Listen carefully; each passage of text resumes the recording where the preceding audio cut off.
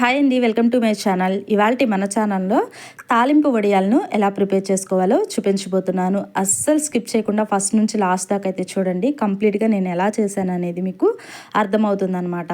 ఇక్కడ ఒక పావు కిలో దాకా ఆనియన్స్ తీసుకుని చక్కగా చిన్న ముక్కల్లాగా కట్ చేసుకుని ఇక్కడ ఒక బౌల్లోకి అయితే వేసుకున్నాను. ఒక హాఫ్ టేబుల్ స్పూన్ దాకా సాల్టు, 2 టేబుల్ స్పూన్ దాకా జీలకర్ర, 4 టేబుల్ స్పూన్ల దాకా ఆవాలను అయితే యాడ్ చేసుకున్నాను.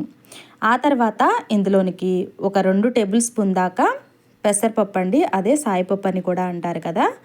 ఆ తర్వాత 2 టేబుల్ స్పూన్ల దాకా పచ్చిశనగపప్పును అయితే యాడ్ చేసుకున్నాను. 1 టేబుల్ స్పూన్ దాకా మెంతుల్ని యాడ్ చేసుకోవాలి. 1 టేబుల్ స్పూన్ దాకా పసుపు, ఒక పావు టేబుల్ స్పూన్ దాకా ఇంగువాని కూడా యాడ్ చేసుకోవాలి. తిరగమూత పెట్టుకోవడానికి దినుసులు ఏవేమి వాడతామో వాటన్నిటిని యాడ్ చేసుకోవాలండి.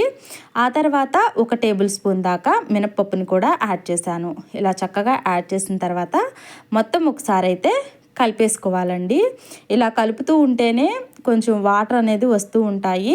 ఇలా మొత్తం చక్కగా కలుపుకున్నట్లయితే దీనిలో ఉన్న వాటర్ అంతా కొంచెం బయటకు వస్తాయి కదా. అప్పుడైతే ఒక 2 గంటల సేపు అయితే కంప్లీట్గా ఎండలో అయితే ఎండబెట్టుకోండి. ఇలా ఎండలో ఎండబెట్టుకోవటం వల్ల ఈ ఉల్లిపాయలో ఉన్న తేమంతా కొంచెం డ్రై అయిపోతుంది అన్నమాట.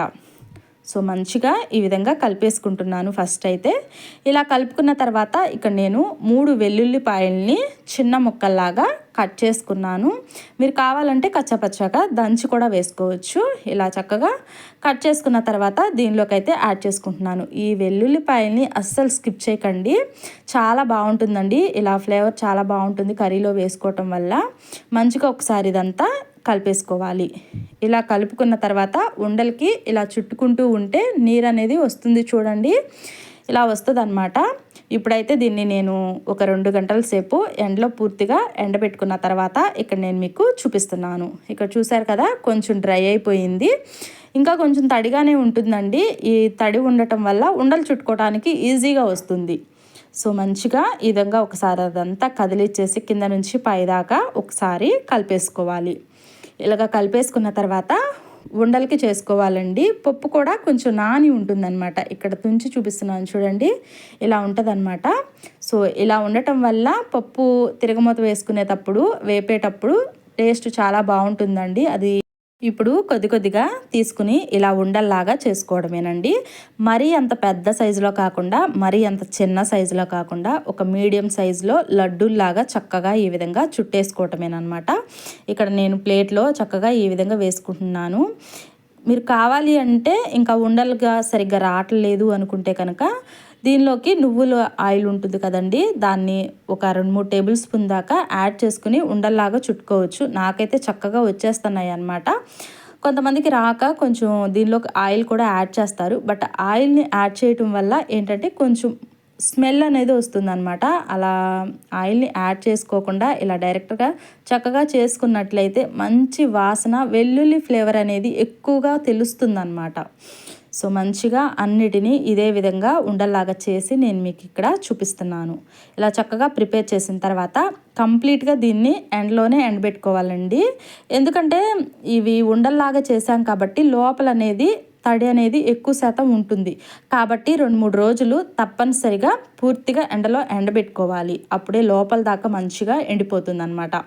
ఇక్కడ నేను 2-3 రోజుల తర్వాత ఎండిపోయిన తర్వాత చూపిస్తున్నాను. లోపల కూడా చక్కగా బాగా ఎండిపోయాయి అన్నమాట. మీకు ఇక్కడ నేను దీన్ని ఒకసారి పట్టుకుని ఇదంతా నలిపి కూడా చూపిస్తాను. లోపల కూడా చక్కగా ఎండిపోయాయండి. 2 వైపులా టర్న్ చేస్తూ మంచిగా చూసుకుంటూ ఎండబెట్టుకోవాలన్నమాట. ఇలా కంప్లీట్గా ఎండబెట్టుకున్నట్టయితే చక్కగా 6 నెలల దాకా నిల్వ కూడా ఉంటాయన్నమాట. సో దీనిలో తడి కానీ ఏమీ ఉండకూడదండి, మళ్ళీ చెప్తున్నాను. తడి ఉన్నట్లయితే కొంచెం బూజు పట్టేస్తుంది అనమాట. కంప్లీట్గా ఇలా ఎండిపోయిందంటే తిరగమూత పెట్టేసుకోవచ్చు. పప్పుచారు కానీ, రసం కూరలో కానీ, లేదా రసం చేసినప్పుడు కానీ, లేదా ఏదైనా వెజ్ కర్రీస్ కానీ ఇలా చేసినప్పుడు మంచిగా ఇది ఒక్క బాల్ వేసుకుని చక్కగా వండేసుకున్నామంటే కూర ఎక్కువ టేస్ట్ వస్తుంది, అంత బాగుంటుందన్నమాట. డెఫినెట్గా మీరు కూడా ఒకసారి అయితే ట్రై చేయండి. మీకు ఎలా కుదిరిందో కామెంట్ సెక్షన్లో కామెంట్ చేయడం అస్సలు మర్చిపోకండి. మరి మీకు ఈ వీడియో నచ్చిందా?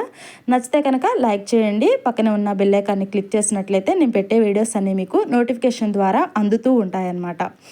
సో ఇంకా కొత్త వాళ్ళు ఎవరైనా చూస్తుంటే కనుక తప్పకుండా మన ఛానల్ని సబ్స్క్రైబ్ చేసుకోవడం అస్సలు మర్చిపోకండి.